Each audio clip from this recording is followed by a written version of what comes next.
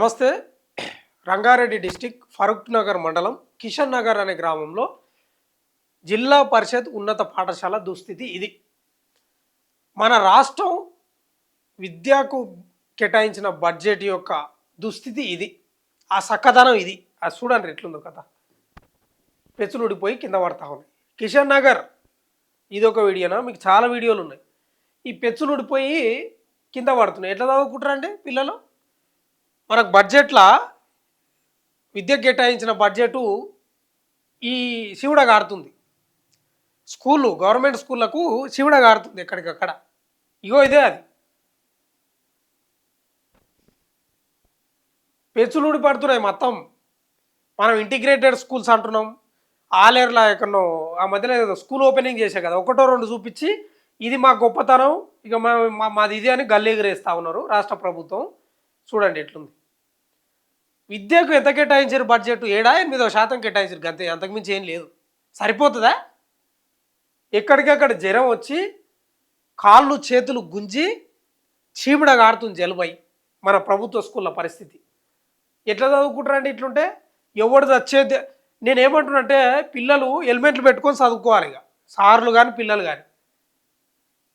ఇగో పెచ్చులు ఎట్లుండే చూడు, ఎన్ని చూపించాలి మీకు. ఏడవుంది తెలుసా ఇది? ఫరూక్ నగర్ మండలం అంటే గిన్నె, రంగారెడ్డి డిస్టిక్. ఈ షాద్నగర్ పక్కనే ఉంటుంది. ఈ శంషాబాద్ దాటితే గదే కదా. కూత పెడితే ఎరవలో కూతేస్తే, ఇట్లా కూతేస్తే వినపడుతుంది. హైదరాబాద్ నుంచి సెక్రటరీ నుంచి కూతేస్తే ఫరూక్ నగర్కి వినపడుతుంది. కిషన్ నగర్ గ్రామం. మీరు ఏం చేయాలి?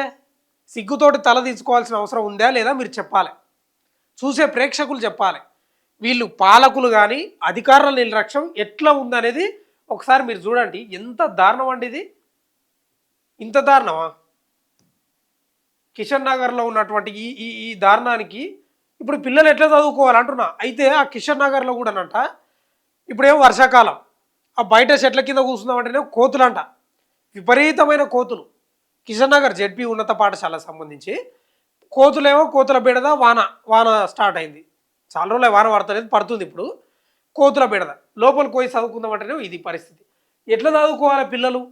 నేను ఏమంటున్నా అంటే దీనికి పరిష్కారం ఒకటే. మంత్రుల పిల్లలు కానీ ఎమ్మెల్యేల పిల్లలు కానీ ఎందుకు ఈ స్కూల్లో చదువుకుంటారా? చదువుకుంటే తెలుస్తుంది మీకు. ఇవాళ విద్యా వ్యవస్థలో ఎన్ని లోపాలు ఉన్నాయంటే కాక్రోచ్ జనతా పార్టీకి సంబంధించిన కార్యకర్తలు ఇవాళ ప్రొటెస్ట్ చేస్తున్నారంటే ఎందుకు కాలు చేతులు గులగుల పెట్టి చేస్తున్నారా? ఎందుకు చేస్తున్నారు? నిప్పుల మీద దుంకులైనట్లు దుంకులాడుతున్నారు. ఎందుకు? విద్యా వ్యవస్థలో లోపాలు ఉన్నాయి. ప్రపంచ దేశాలల్లో ఉండే విద్యా వ్యవస్థ మన దగ్గరికి రావాలి, మనం రూపుదిద్దుకోవాలి, రూపొందించుకోవాలనేదే కదా వాళ్ళది. ఇలా రాష్ట్ర ప్రభుత్వం విద్యకు బడ్జెట్ కేటాయిస్తే 7-8% కేటాయించినట్టుంది. ఎక్కడికక్కడ సుస్తయింది. బీమార్ వచ్చింది ప్రభుత్వ స్కూళ్ళకు. ఎట్లా చదువుకుంటారు పిల్లలు? బీసీ ఎస్సీ ఎస్టీల యొక్క ఓట్లు కావాలి మీకు. వాళ్ళు కట్టే పన్నులు కావాలి, వాళ్ళ కష్టార్జితం కావాలి, వాళ్ళ రక్తాన్ని చెమటగా మార్చి దోసుకుంటారు మీరు. ఎక్కడ పోతున్నాయి ఈ డబ్బంతా? ఇవాళ 7-8%. అప్పుడు బీఆర్ఎస్ ప్రభుత్వం ఏమో 5-6 కేటాయించినట్టుంది సబ్జెక్టు కరెక్షన్. ఇదేమో 7-8 కేటాయించినట్టుంది. సరిపోతుంది అంటున్నా. మీరు కేటాయించిన ఈ యొక్క స్థితిని చూస్తే ఎక్కడికక్కడ సుస్తయింది, బీమార్ అయింది ప్రభుత్వ స్కూళ్ళకు. 100% 15% కేటాయించాలి, 15% లోపు కేటాయించాలి, 13%, 14%.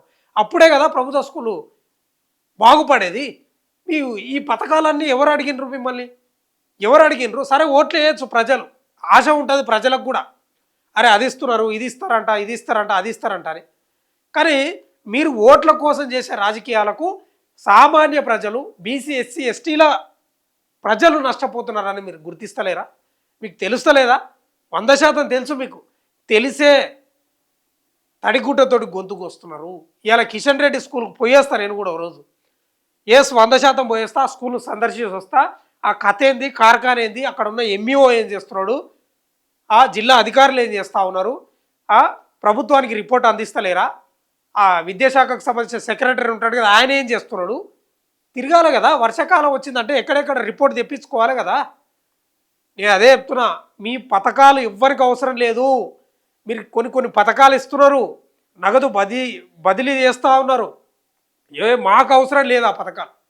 విద్యకు కేటాయించండి, నాణ్యమైన విద్య ఇవ్వడానికి మీరు నోరు ఓంగ మొత్తుకుంటున్నాం, గొంతు ఓంగ మొత్తుకుంటున్నాం. అది మాత్రం చేస్తలేరు. మీరు పాప మూట కట్టుకుంటున్నారు. నేను 100% స్కూల్కు పోతా, అక్కడ జరుగుతున్న అక్కడ ఉన్న పరిస్థితి కళ్ళకు గట్టినట్లు వివరించే ప్రయత్నం చేస్తా నేను. అదే కదా, ఎంత దారుణం అండి. స్కూల్లో ఎట్లా చదువుకోవాలి పిల్లలు? నెత్తులు వలినాయంట పిల్లలు, కొందరివి పలిగినాయంట. నేను ఫోన్ చేసి కనుక్కున్నా, పిల్లలకు నెత్తులు వలిగినాయంట. రేవంత్ రెడ్డి సిగ్గుపడాలి. ఇలా విద్యాశాఖ ఆయన దగ్గర పెట్టుకున్నాడు. ఏమనంటే నాకు విద్య గురించి తెలుసు, నేను ప్రభుత్వ స్కూల్లో చదివి వచ్చిన, ప్రభుత్వ స్కూల్లో చదివిన వాళ్ళు సీఎం కావచ్చు అని చెప్తాడు, మంత్రులు కావచ్చు అని చెప్తాడు. ఎందుకు చెప్తావు ఇవన్నీ పనికి మళ్ళీ మాటలు? నిజంగా కావచ్చునా? ఇవాళ విద్య అట్లే ఉందా? ప్రపంచంతో పోటీ పడే విధంగానే ఉందా మన రాష్ట్రంలో? ఎవరికి చెప్తారు మీరు కాకమ్మ కథలు? ఫ్రీ బస్సులు ఎవడు పెట్టమన్నాడు? నగదు బదిలీ పథకాలు ఎవడు పెట్టమన్నాడు?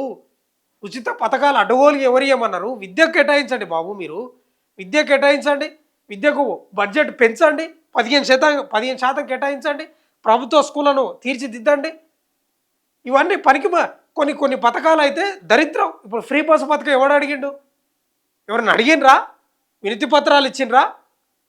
ఇవాళ గుడికి పోయినా, లేకపోతే అమ్మగారింటికి పోయినా, అయ్యగారింటికి పోయినా, అత్తగారింటికి పోయినా ఉత్తమ పోతున్నాం అని గొప్పగా చెప్తా ఉన్నాం. మరి దీని గురించి ఎవరు చెప్పాలి గొప్పగా? ఇగో మేము చెప్తున్నాం చూడు, మేము చెప్తున్నాం, దీని మీద దృష్టి పెట్టి. అక్కడ ఉన్న స్థానిక ఎంఈఓ ఏం చేస్తున్నాడు, ఈయన విద్యాశాఖ సెక్రటరీ ఏం చేస్తున్నాడు, ముఖ్యమంత్రి రేవంత్ రెడ్డి ఏం చేస్తున్నాడు, విద్యాశాఖ మంత్రి ఆయన్నే ఉన్నాడు కదా. సిగ్గుతోటి తల దించుకోండి, మీరు సిగ్గుతోటి తల దించుకోండి. రేపు బడ్జెట్ మీద పెడతారు కదా విద్యకు, అప్పుడన్నా మీ యొక్క బుద్ధి మారుతుందేమో ఒకసారి ఆలోచన చేసుకోండి. ఇది పాపం అని చెప్తా ఉన్నా నేను. ఇది పాపం. బీసీ ఎస్సీ ఎస్టీ పిల్లల యొక్క ఇవాళ అగ్రకుల పిల్లలు ఏం చదువుతున్నారంటే ఎవరు చదవరు. మీరు చూడండి, ప్రభుత్వ స్కూళ్ళకు పోయిరండి గ్రామాలల్లో, బీసీ ఎస్సీ ఎస్టీకి సంబంధించిన పిల్లలు తప్ప అగ్రకుల పిల్లలు ఎవరు ఉండరు. వాళ్ళ పాపాన్ని మీరు భుజాల మీద మోస్తున్నారు. ఆ పాపం ఎప్పటికైనా పండుతుంది, మీరు గుర్తించుకోండి. 100% స్కూల్ను సందర్శిస్తా, అక్కడున్న విజువల్ను మీకు మళ్ళీ కళ్ళకు కట్టినట్లు 100% చూపిస్తా. ఇప్పుడు మాత్రం మీరు సిగ్గుతోటి తల దించుకోండి 100%. పాలకులు, అధికారం